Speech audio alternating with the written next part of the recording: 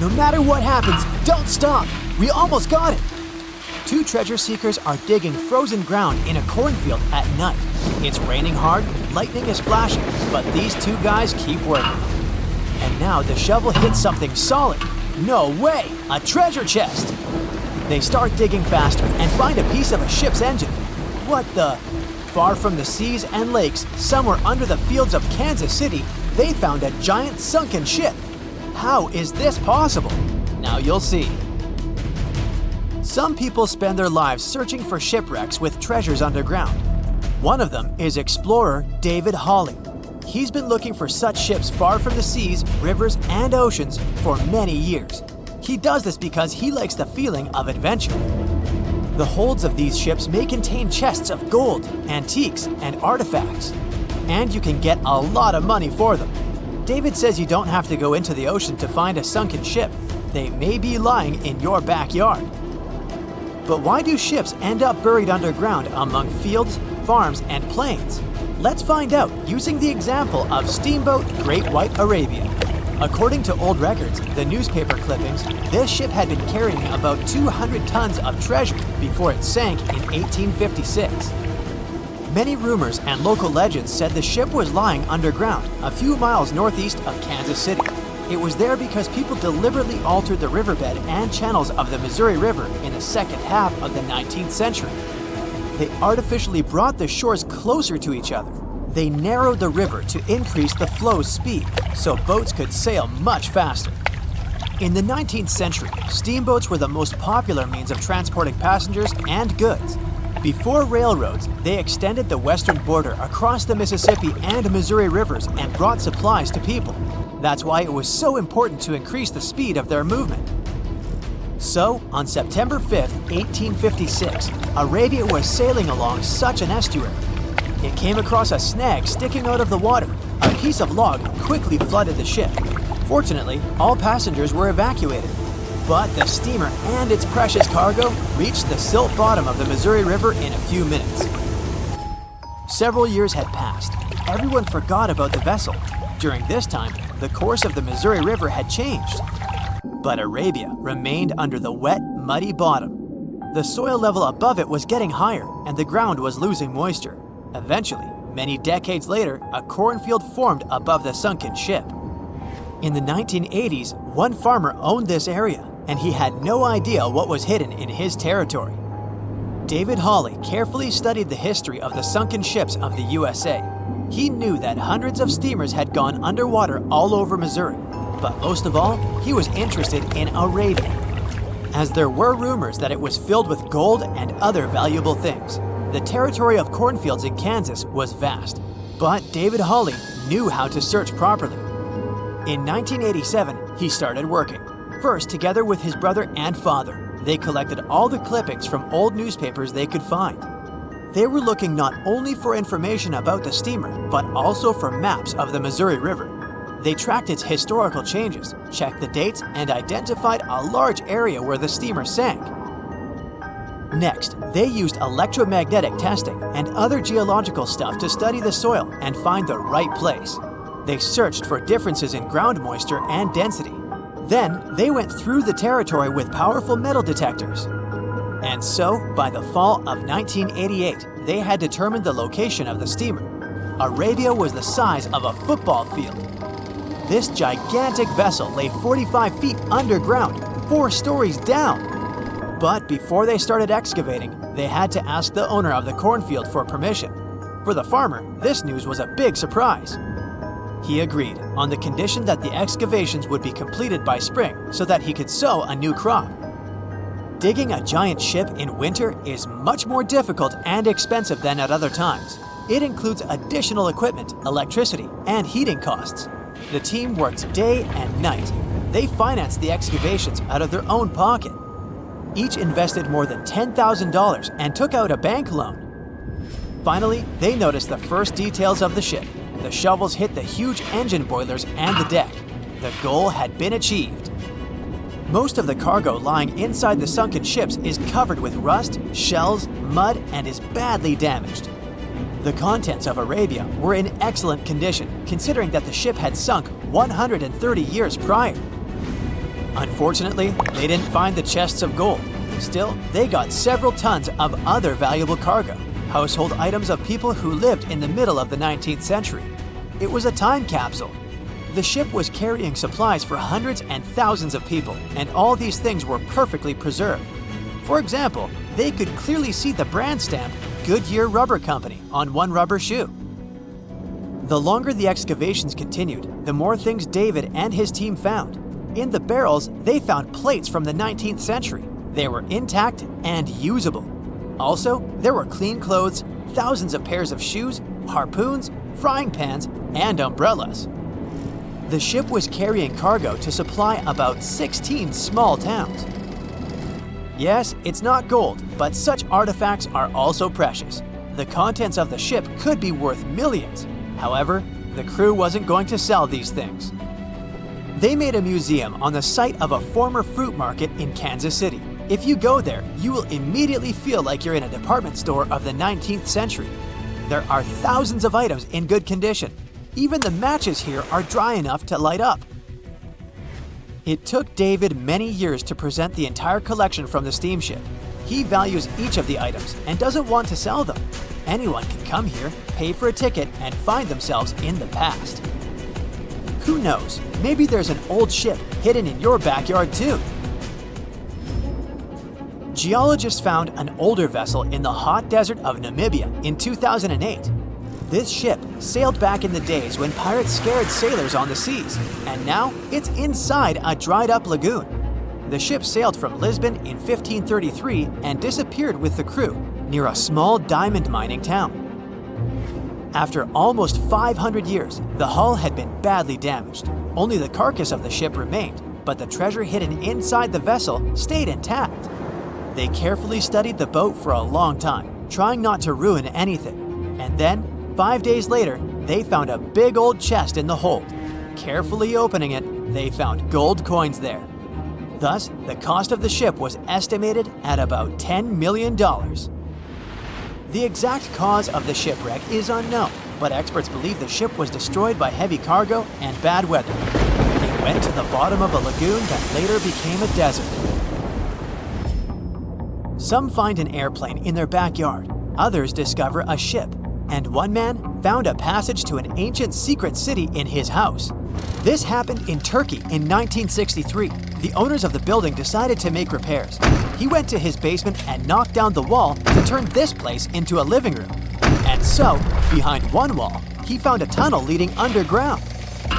The man thought it was some kind of a secret chamber. He went down there and realized it was something much more than that. It was an ancient city 18 floors deep.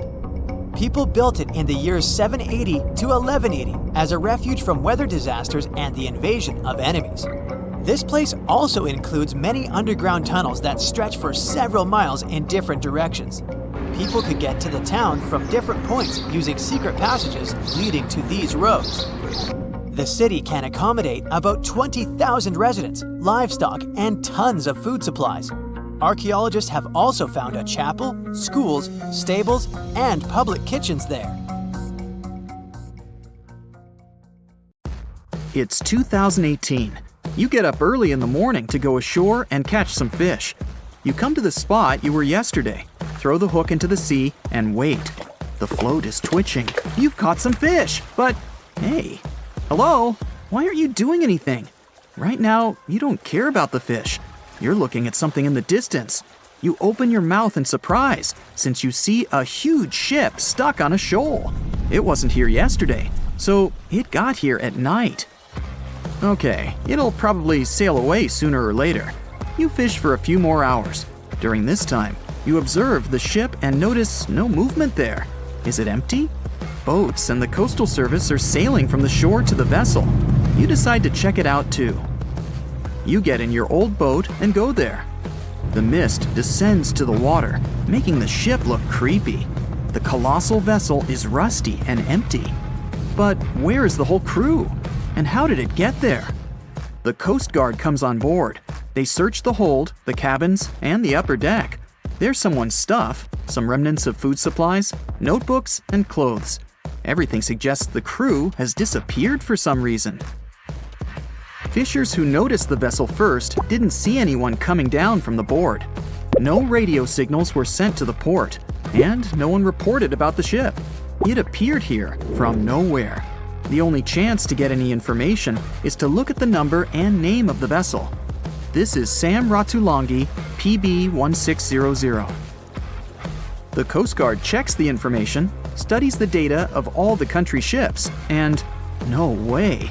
One company built the boat in 2001 in Indonesia. People used it to transport heavy loads across the seas around Asia. The ship had been properly operating for 8 years. People were delivering industrial goods to different points in the region, but something went wrong. In 2009, Sam Ratulangi was sailing near the coast of Taiwan, and that's it. There were no further records about it. There were no reports in any port. Everyone thought it must have drowned, so no one had been looking for it for years. And then, 9 years later, it appears here, big and rusty, off the coast of Myanmar, without sailors, without fuel. An investigation starts. City services are trying to find out the names of all the sailors working on the ship and find clues that would lead to solving this mystery. They also hope the ship owner will appear soon. They find 2 tow ropes on board. This means that some other ship towed Sam Ratulangi to this place. Then they identify and find 13 crew members. These people say they wanted to reach the factory in Bangladesh to repair Sam Ratulangi. Another vessel helped tow the ship, but then 2 cables tore off, and a storm began. No one wanted to stay on board during such weather, so the crew members left it. No one knows what the ship has been doing for the last 9 years, and how it was possible without people on board. And here's another, much more mysterious ship story. On February 16, 2020, locals found a large cargo ship stuck on a rocky shore off the coast of an Irish village. The boat looked rusty, with holes in the hull and rotten parts. People hadn't seen this vessel the day before, so it appeared there at night. The last time people saw the Alta cargo ship was a few months earlier, thousands of miles off the coast of Ireland. That day, the Alta was sailing in the waters of the Atlantic Ocean. Another ship, the MS Protector, noticed it. MS Protector crew members tried to contact the ship, but received no response. The people on board realized that they were facing an empty vessel. And then, 5 months later, it appeared near the coast of Ireland. There are more questions than answers in this story, but we managed to find something out. In 2015, the Alta appeared and disappeared from the radar several times. Any ship has an internal tracking system, so people can track its route using satellites. But Alta crew members often disabled this system. Perhaps they were engaged in some illegal activity.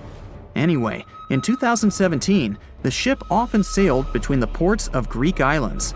Then, the tracking signal disappeared and appeared only 10 months later, off the coast of North Africa. During this time, the ship changed several flags.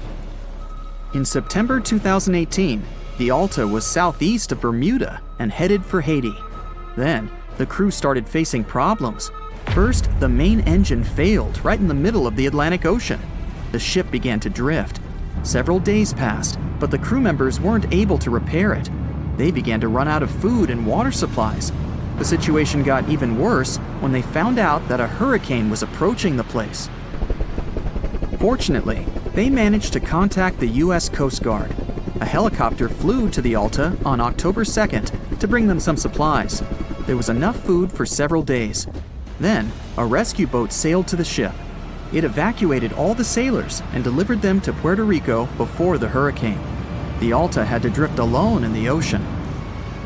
After a while, another ship approached the Alta to tow it to the shores of Guyana. But at this moment, everything went wrong. Someone stole the boat, disabled the tracking system, and sailed away in an unknown direction. After almost a year, the MS Protector found the empty Alta in the waters of the Atlantic Ocean. And then, 9 months later, the ship without a crew sailed to the shores of Ireland.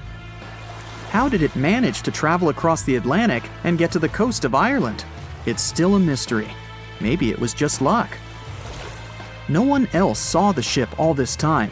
It was just covering huge distances, surviving storms. Who's the captain? What happened to the thieves? Who owns the ship now? One day, someone called the village administration and introduced themselves as the vessel owner. But that unknown person didn't provide any evidence. They found several barrels of oil on the ship, which they took away by helicopter. The Alta was rusting. Corrosion of metal could damage the environment. The vessel had no commercial value, yet it would have taken millions to get rid of it. There were 3 options for what to do: leave the ship where it was, tow it into the sea and let it sink, or disassemble it for scrap. But nature had its own plans. Storms and strong waves split the hull into 2 parts. The Alta was drifting without a crew in the waters of the Atlantic Ocean for about 2 years. But this is nothing compared to a ship that was traveling for 38 years. The record belongs to the SS Baychimo. It was a merchant vessel owned by some trading company. In 1931, the ship found itself on the ice off the coast of Alaska. Its movement slowed down. A thick layer of ice blocked the ship, and a strong storm only made the situation worse. The blizzard was so intense that the crew members couldn't see anything but a white veil in front of their eyes. Sailing any further was impossible. The team had to wait for the storm to end. They waited for a day, 2, 3 days. A week had passed, but the snowstorm was only getting stronger. Then, one day, it grew weaker. The crew members split into 2 teams. The first team went to the nearest city. The second group, along with the captain, stayed on board. They set up camp next to the ship and waited for the blizzard, which had started again, to end. There was 0 visibility. And finally, one day, the storm was over. Great! And now, wait a minute. But where is the ship? The SS Baychimo just disappeared during the blizzard. The captain was sure that the ship had sunk, so he left along with the crew. Then, a week later, they saw the vessel drifting near the area where they had lost it. The hull was damaged so severely that it was unsafe to sail on it. Repairing the ship would be pointless and expensive, so the captain decided to abandon it. He was sure that it would go underwater sooner or later, but it stayed afloat for the next few days, the next few months, and a few years. People had reported seeing it at various points along the coast of Alaska for 38 years. The last record of the SS Baychimo is dated 1969. Those who saw it claimed the ship was completely frozen, almost merged with the ice. Some people planned to start an expedition to find the ship, but all attempts were unsuccessful. The vessel is probably lying somewhere on the deep sea floor.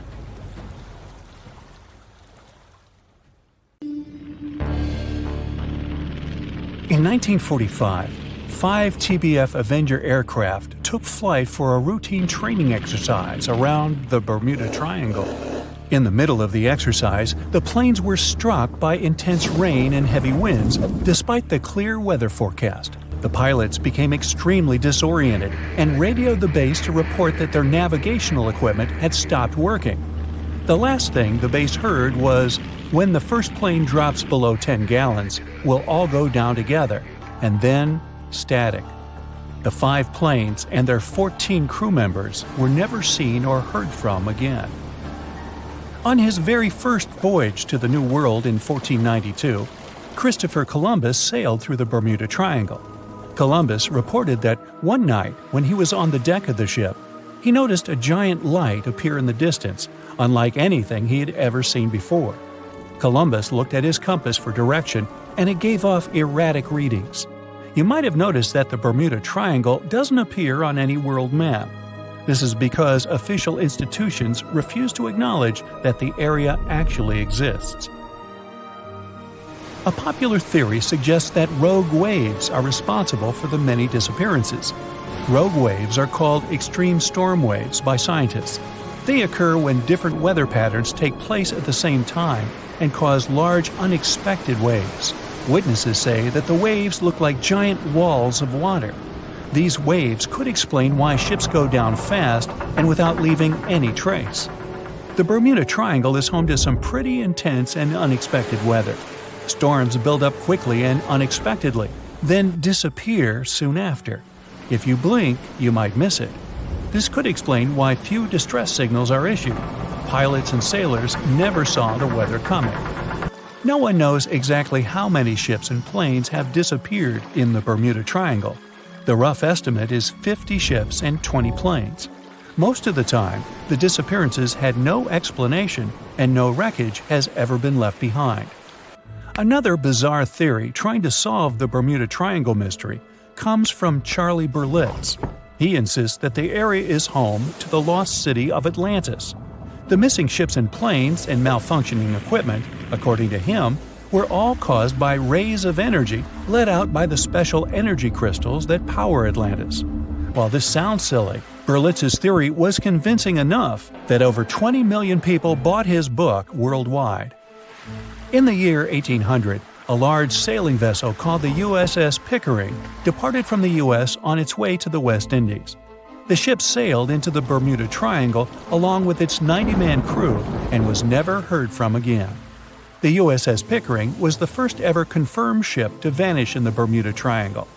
It's believed that the ship was taken out by a storm, but because no wreckage was ever found, we'll never know for sure.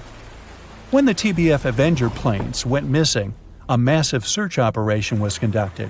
Boats and planes searched the Bermuda Triangle for any signs of the aircraft. One of the boats searching was a PBM-5 Mariner airboat. The airboat took flight at 7:27 p.m. and called in a routine radio message 3 minutes later. Then, it was never heard from again. No trace was ever found of the rescue airboat or the 5 Avenger aircraft. An enormous investigation was launched into the disappearance of all these vehicles, but nothing was ever discovered. This particular area of the ocean is one of the most heavily traveled shipping routes in the world. Some skeptics believe that this fact solves the mystery. Statistically, the busier the area, the higher the frequency of accidents and disappearances. While this makes sense, it's not the frequency of disappearances that's responsible for the mystery of the Bermuda Triangle. It's the lack of explanation or wreckage found. On the ocean floor, decomposing organisms let off large concentrations of methane gas that gets trapped under the water. This gas can build up until, boom, it ruptures. The gas surges up to the surface and erupts. If a ship was in the area of one of these ruptures, the water would become much less dense and cause the ship to sink rapidly and without warning. Scientists believe this could be the cause of the many disappearances in the Bermuda Triangle. While this theory makes a lot of sense, it doesn't seem too likely. The U.S. Geological Survey has stated that no large releases of gas are believed to have occurred in this area for the past 15,000 years. The ocean floor is made of rocks containing a lot of magnetite. It's more like iron. Magnetic fields react to high concentrations of magnetite on the ocean floor, which may start a sort of conflict between the two. It can often lead to various weather anomalies and, as a result, navigation issues. And, naturally, any changes in the ocean floor or the Earth's magnetic fields influence the Bermuda Triangle a lot.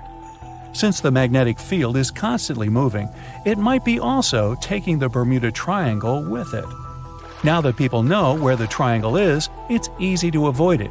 It supposedly moves eastward together with the magnetic poles, but scientists still can't answer where exactly it will be in a couple of years. Some people blame all the disasters on the extraterrestrial paranormal activity. Others suppose it's all about raging natural phenomena. There's another triangle in Lake Michigan. Just like the one near Bermuda, the Michigan Triangle got its shady reputation for some disappearances. The first recorded one dates back to 1679. A large vessel, one of the largest of that time, set out on an expedition, yet once it got in the sinister triangle, it never came back. Much later, an aircraft disappeared in this triangle. The skies are usually very clear there, but back in 1883, some people witnessed abnormal things in the area. Some claim to have seen large blocks of ice falling from the skies, and the crew even managed to save one as hard proof. Meanwhile, the Pacific Ocean Mystery Area is another sinister triangle. Off the south coast of Japan, not far away from Tokyo, There's a sea where plenty of ships met their doom, disappearing without a trace in these waters. They call it the Devil's Triangle. Some scientists believe the cause of anomalies is the environmental changes. Also, there's a really high concentration of methane hydrates on the bottom of the ocean in the Pacific Triangle area. You're deviating from your original course and sailing in the wrong direction. There's the Caribbean Sea near the triangle, peppered with small islands. The seafloor here isn't deep. The ship can get in shallow waters. And now the ship is stuck on a shoal, and you have no idea where you are. If this were the 21st century, the ship's captain would be able to reach the shore using GPS and other modern navigation. But the most interesting thing is that the compass would work correctly this time, since the magnetic North Pole hasn't already coincided with the true one for a long time in the territory of the Bermuda Triangle. The agonic line is somewhere far away from here. There are no problems with navigation now, but for some reason, this is where ships disappear. In fact, not just here. Throughout the Atlantic Ocean, there are places where many more ships were gone. The Bermuda Triangle is not even in the top 10 of such places. One of the main reasons why many ships are lost here is that one of the most popular shipping routes in the Atlantic passes through the Bermuda Triangle. And the more ships in one place, the more shipwrecks. Simple probability. Then, it just starts getting weird. Other theories say that there's a space-time rift in this region. Ships and planes fall into this rift and end up in the past or the future. But for some reason, there's not a single proof of this myth. There's no reason to think that the rift is hidden somewhere here. The base of an extraterrestrial civilization is located in the Bermuda Triangle. Visitors from other galaxies steal sea vessels along with the crew, so no one finds the wreckage of the ships. This is also a popular myth that has no scientific justification. The Kraken lives somewhere in the triangle. It's a huge squid that sinks ships and also is a legend that sailors tell each other. However, gigantic squids live in the depths of the ocean. They can grow to the size of half a train car, but no cases have ever been recorded where they sunk a large vessel. And in the area of the Bermuda Triangle, they have never ever been seen. People in the past didn't know about the existence of these creatures, so when they saw them for the first time, they described them as huge, terrible monsters. Giant squids are some of the most elusive creatures on Earth, and scientists had to use sonar equipment to find them. They don't like to leave the dark depths and are likely to be afraid of the sound of any ship. So, that should squash the squid as a suspect. It has recently become a popular location for many tourists looking for the perfect place to get away from it all.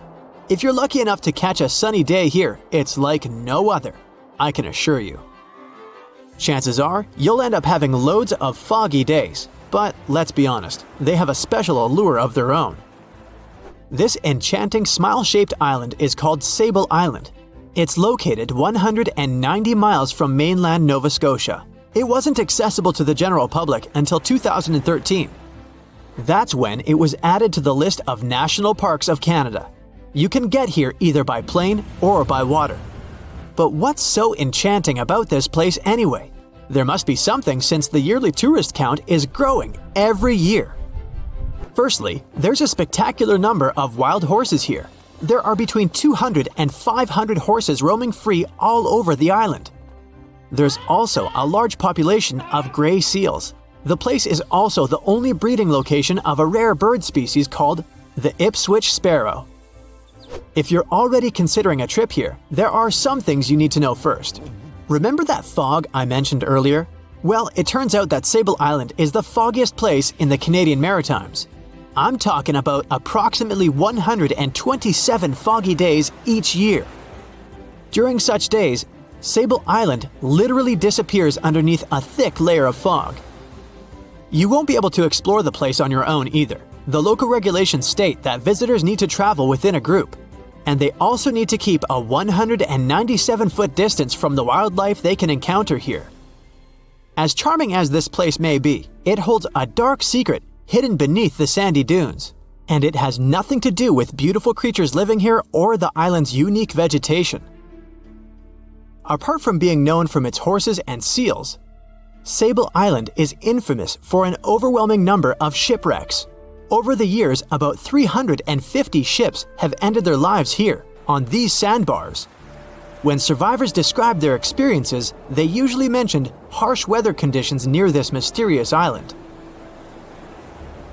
The island also made its way into literature when it was described in a book called The Perfect Storm, which was written by Sebastian Junger and published in 1997.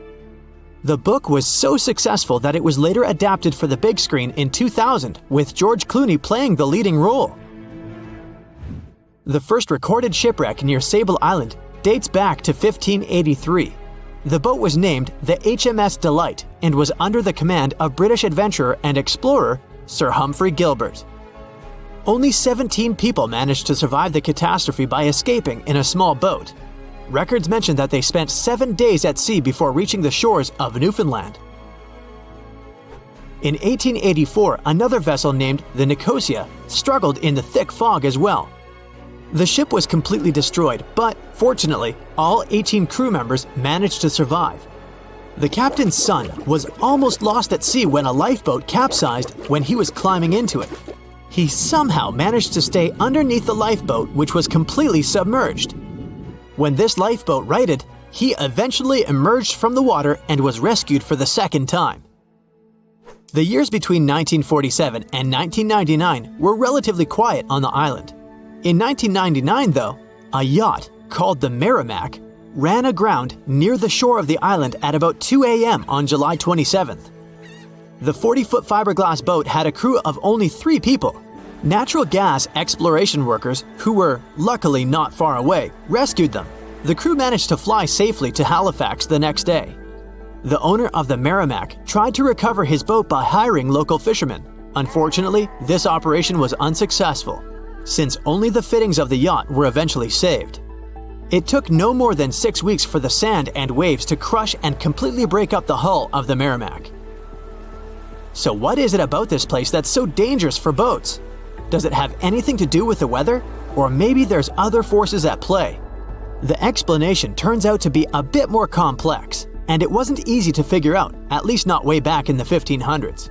First of all, the island is located close to one of the world's richest fishing grounds.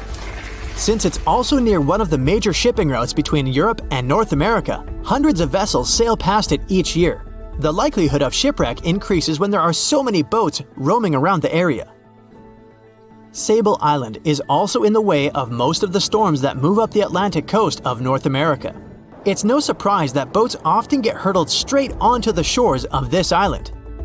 The weather has a lot to do with it too. During the summer season, the warm air from the Gulf Stream creates a dense fog as it merges with the cool air by the Labrador Current that passes by the island. Other currents don't help the matter. Sable Island is next to the meeting point of 3 major ocean currents: the Gulf Stream, the Labrador Current, and the Belle Isle Current.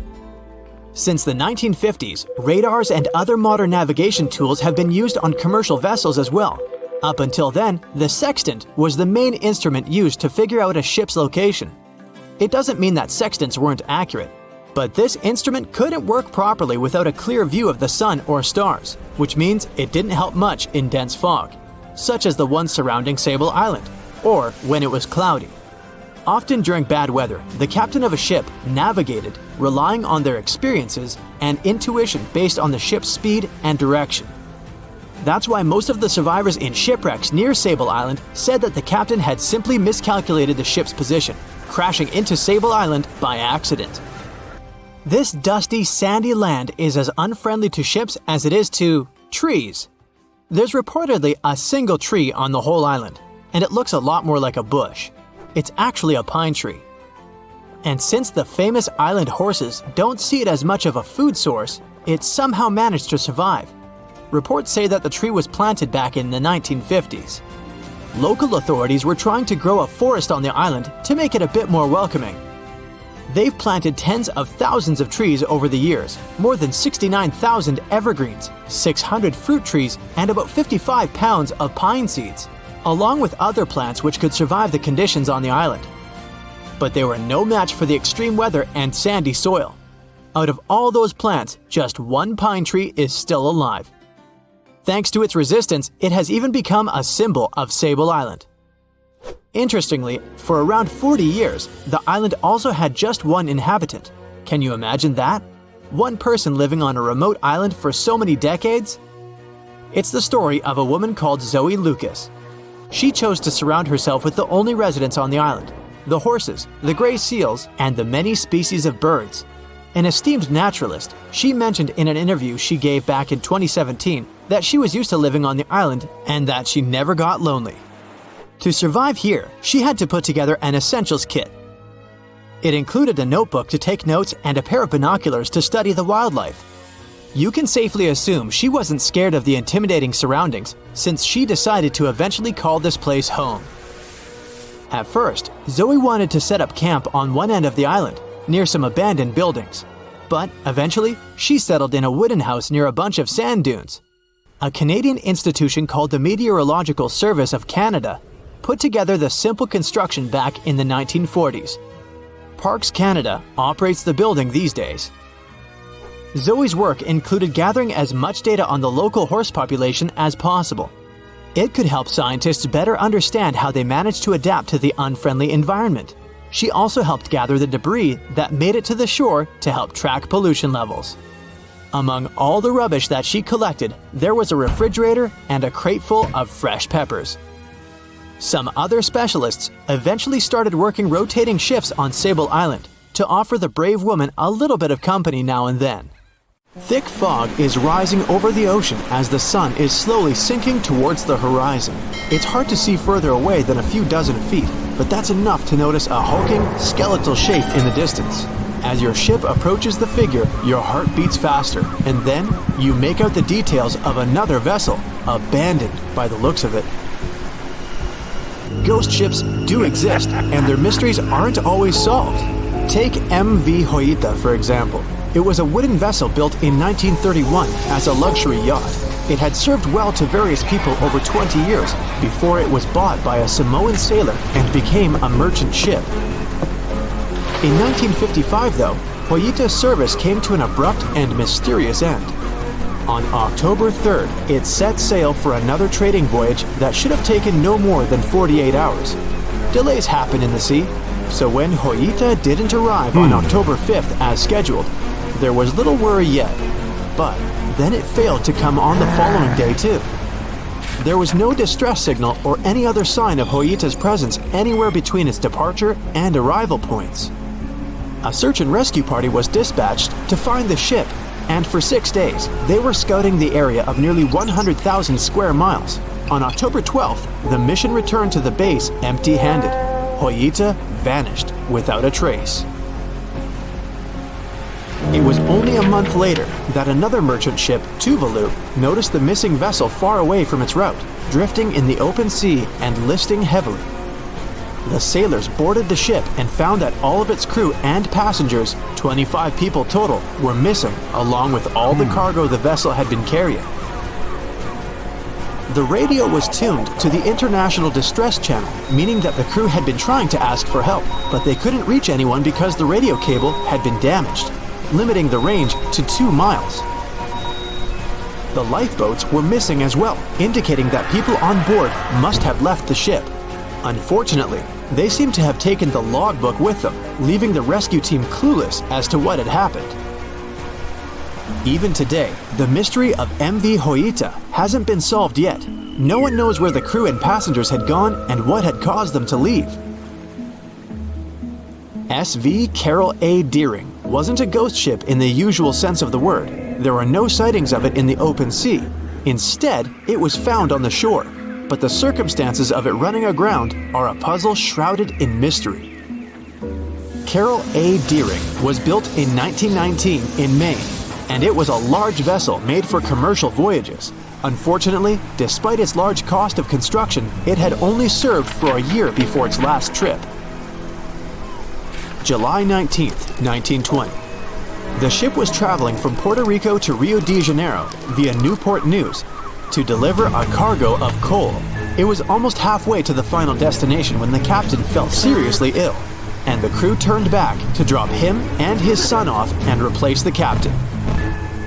The voyage went without incident, but when it came to Barbados in December to resupply, there were strange moods among the crew. The first mate didn't seem to be happy with the new captain. No one paid much attention to it back then, when they probably should have. The last sighting of Carol A. Deering at sea was on January 28, 1921, when a lightship noticed it off the coast of North Carolina. There was some commotion on the quarterdeck of the ship, where the crew were normally not allowed. Then, another vessel sighted it, but there was already no one on the decks.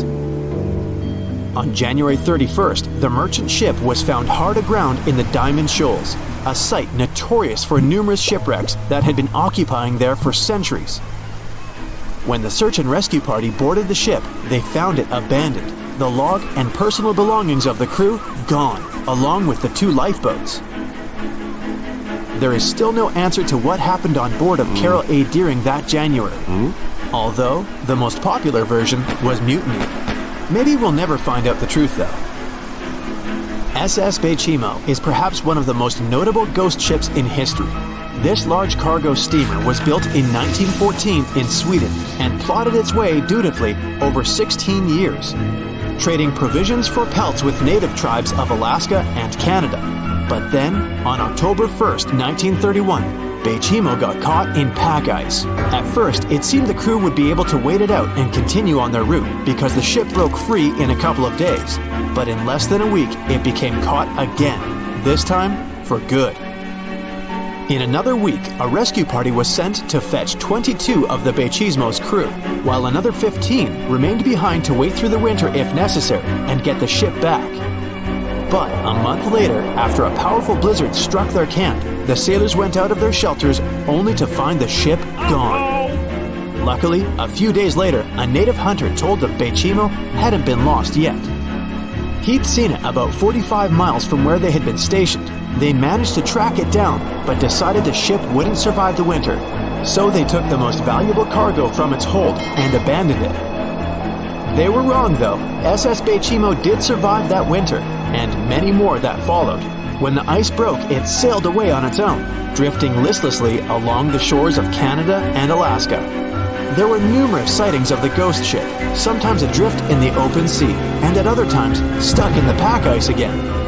People attempted to board and salvage it, but weather conditions or lack of equipment always prevented them. SS Baychimo was last sighted by native Alaskans in 1969, 38 years after its abandonment. What became of it later remains unknown. The story of SS Orang Medan is one of the most puzzling and harrowing ghost ship stories of the 20th century. No one even knows for sure if the ship even existed in the first place. It wasn't recorded in Lloyd's Shipping, the International Register of Ships, which makes it either a tall tale or a vessel that avoided being officially recognized for some shady reasons. In any case, the accounts as to what happened to the Medan vary.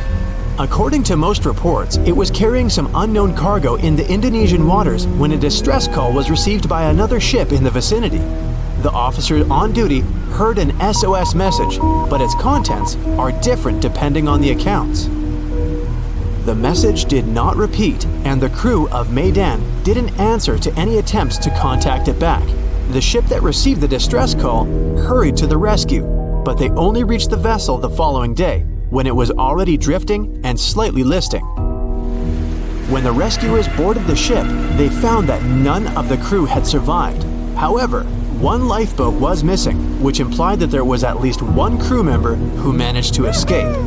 What happened to the rest of the people on board remains a mystery to this day. Still, there are no hard facts about this story, so we might never find out whether SS Orang Medan was actually a ship and not a thing of fiction.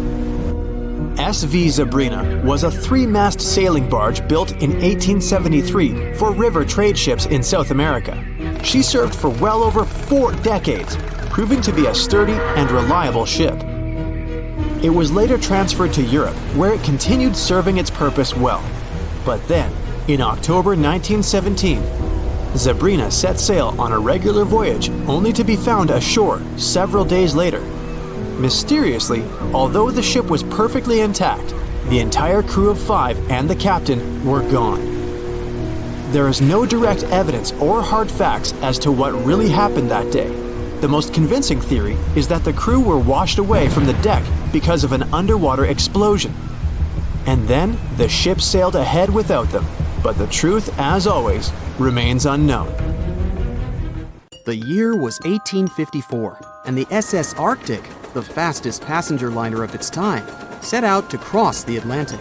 As it sailed through the misty veil, it slowly disappeared into the unknown. The Collins Line, an American shipping company, was started in 1818 and only began seriously trading in the transatlantic by 1835. Its steamships crossed the Atlantic from Liverpool to New York within just 10 days. Doesn't sound like a great speed today, I know, but back then, the same thing took other ships several weeks. Light on the water with their wooden hulls, powering through with a strong steam engine, those steamships were the favorite choice for many high-profile people. What could go wrong with such an advanced ship, they thought. This reminds me of some other ship everyone believed to be unsinkable. But anyway, back to the Collins Line. It grew to be a serious contender on transatlantic routes, with only one other competitor, the Cunard's Line. It was a British company also aiming to be the main force through the Arctic Passage. In 1835, the company received a new ship that traveled to Liverpool and came back to New York with the largest cargo ever at that time. From then, the Collins Line was steadily growing. It seemed like there would only be future successes for it. Unfortunately, their lavish ships became costly to run with the amount of coal used. Massive power along with weak wooden hulls meant they needed many repairs after each voyage. So, every trip ended up being expensive. But since the ships were safe and had a great reputation, people were willing to pay the price, and the company was definitely not in crisis. They had achieved something no one had managed to do before them. Like I told you, their ships crossed the Atlantic in a whopping 10 days, and Edward Collins, the owner, was very determined to maintain the pace. Their 5 ships easily outran the Cunard's Line of only 3.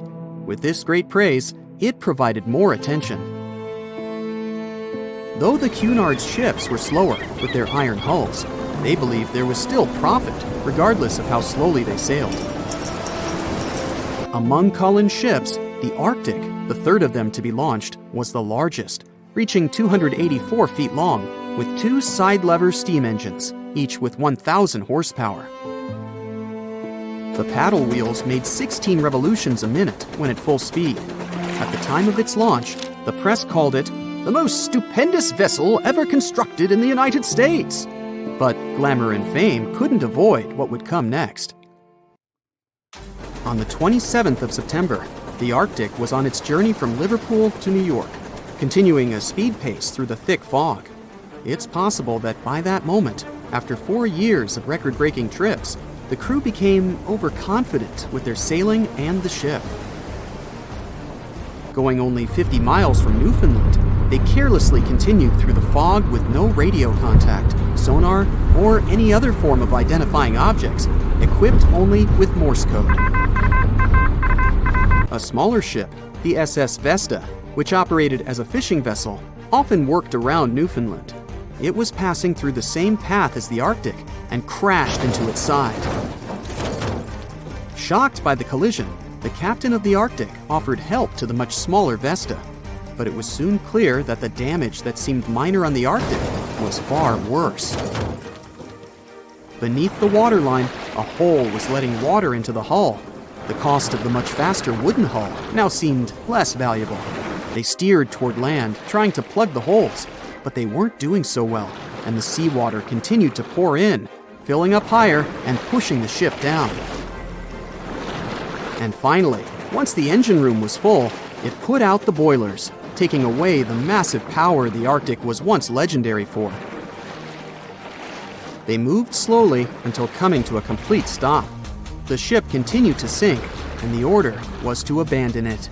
At the time, maritime law allowed for the Arctic to carry only 6 lifeboats, only capable of saving 180 people. The crew and some of the passengers managed to push their way aboard and took most of the seats on those boats. Things were pretty wild, and everyone forgot about their manners, not letting the ladies and the youngest ones board first. It took 4 hours for the Arctic to sink.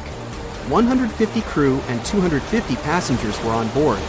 Those that weren't able to find a lifeboat made a desperate attempt to build their own rafts from parts of the ship.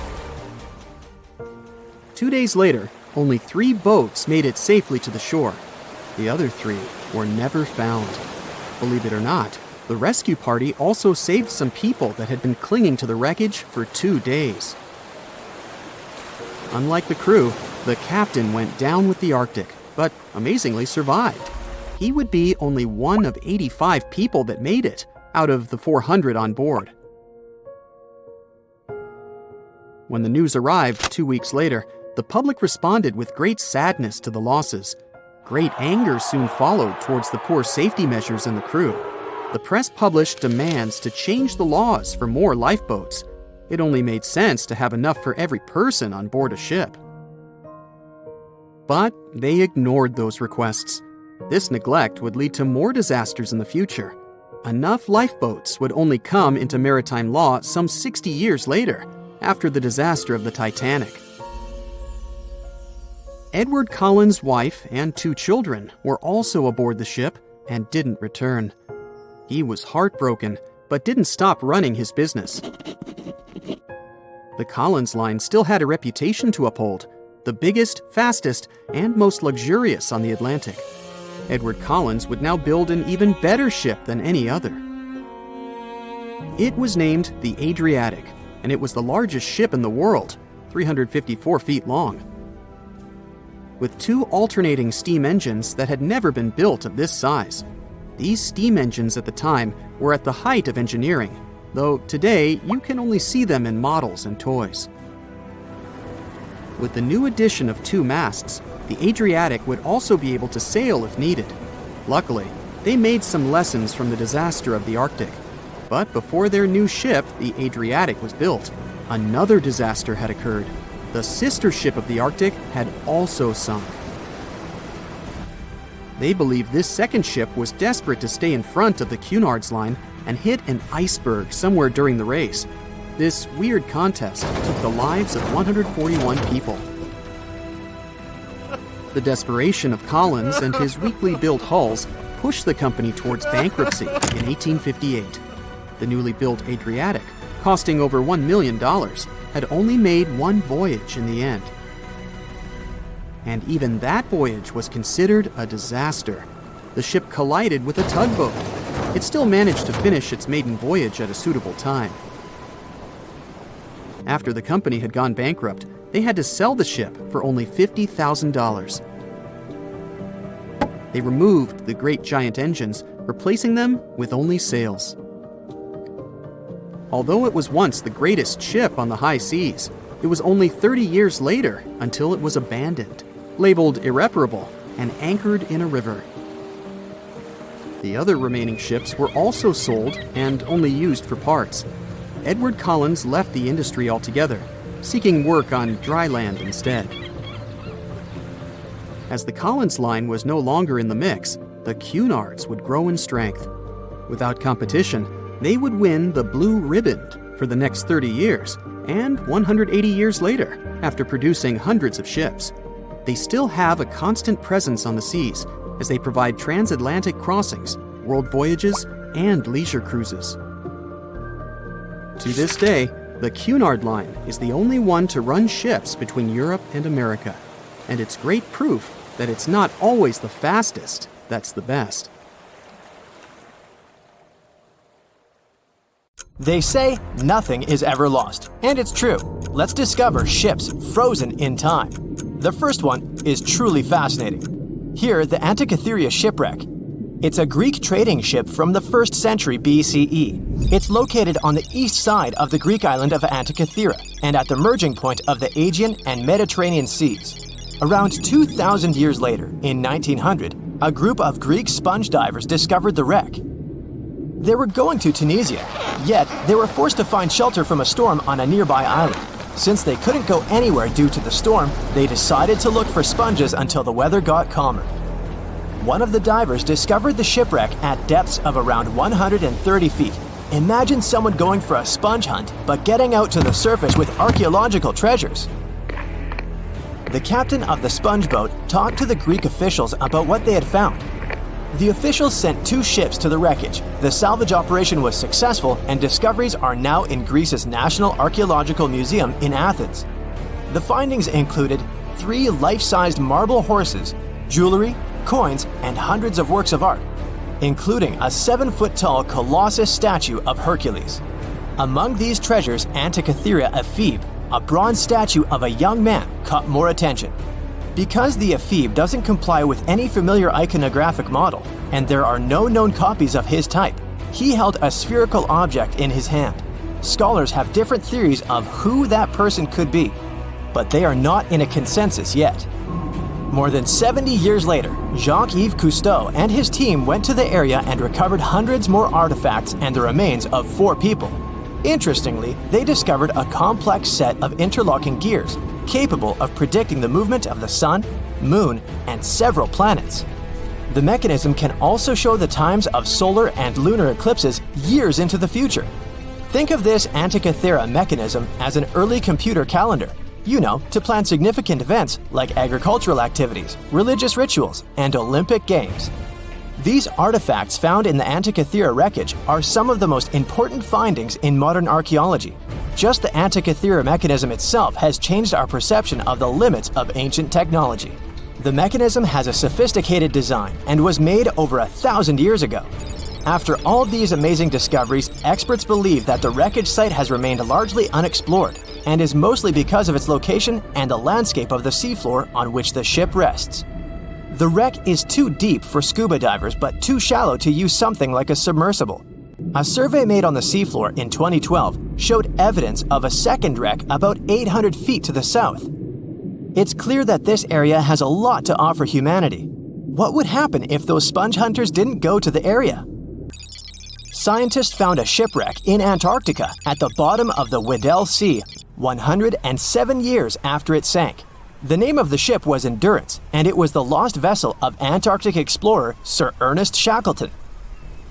Scientists who laid eyes on it decades later say it is among the greatest undiscovered shipwrecks ever. That is why they filmed the whole discovery. The video shows the remains of the Endurance and proves it is still in remarkable condition. It has been sitting in 10,000 feet of water for over a century, yet it looks like it sank very recently. So the story goes like this. The ship was crushed by ice and sank in 1915. Shackleton and his crewmates had to escape by themselves in small lifeboats. From then on, it was all about survival. Shackleton imagined to get his crew to safety. Then, the ship sank.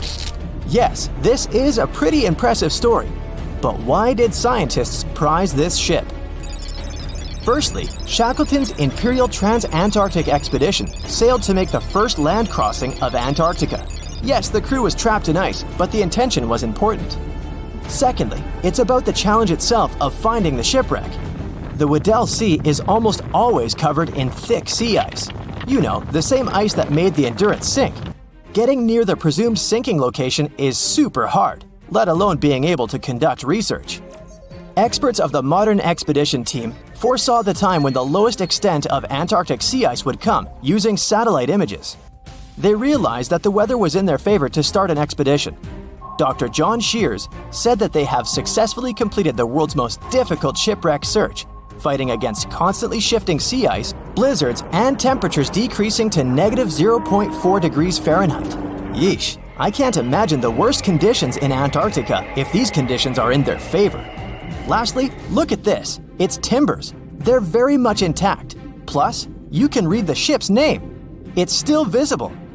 Marine archaeologist Menson Bound says that this is the finest wooden shipwreck he has ever discovered. He has 50 years of career experience, so I believe the guy. So how come the wood is not rotten? Dr. Michelle Taylor, a deep-sea polar biologist, said that there has been little wood deterioration because the wood-munching animals are not in this forest-free region of Antarctica.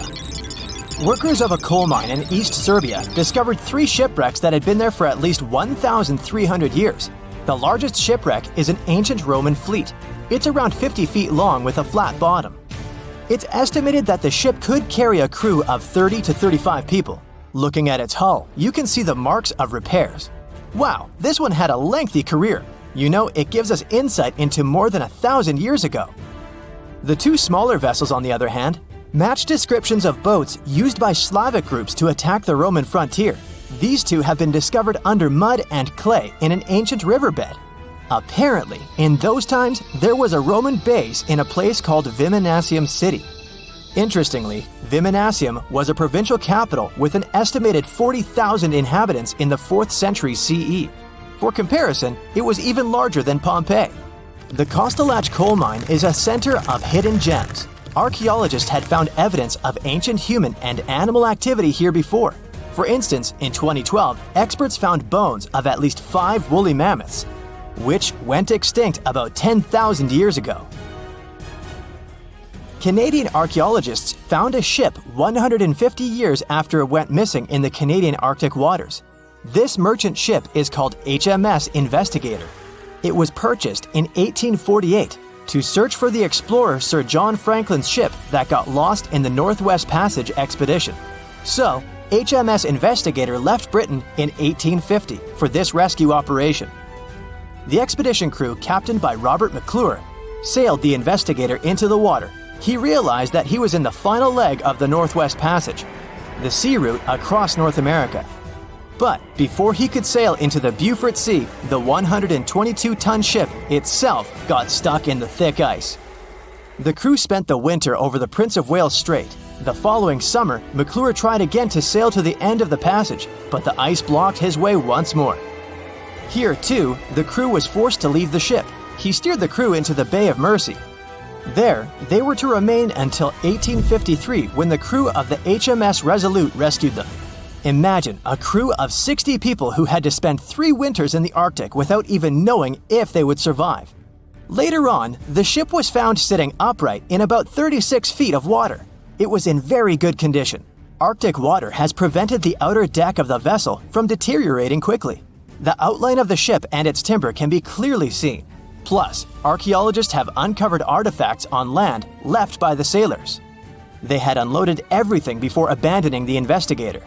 3 sailor graves and 1 British naval shipwreck had also been discovered in the area. I wonder what else they could find there.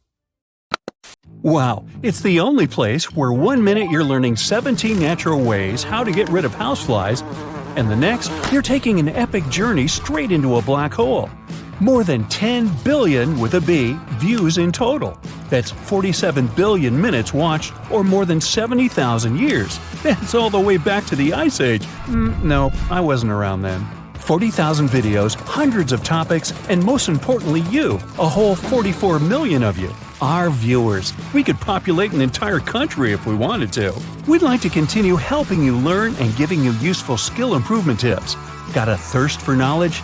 We've prepared 4 masterclasses on creating a 2D character animation from scratch, 10 hours of video lessons, practical tasks using professional software, and additional materials that you can use with your own projects.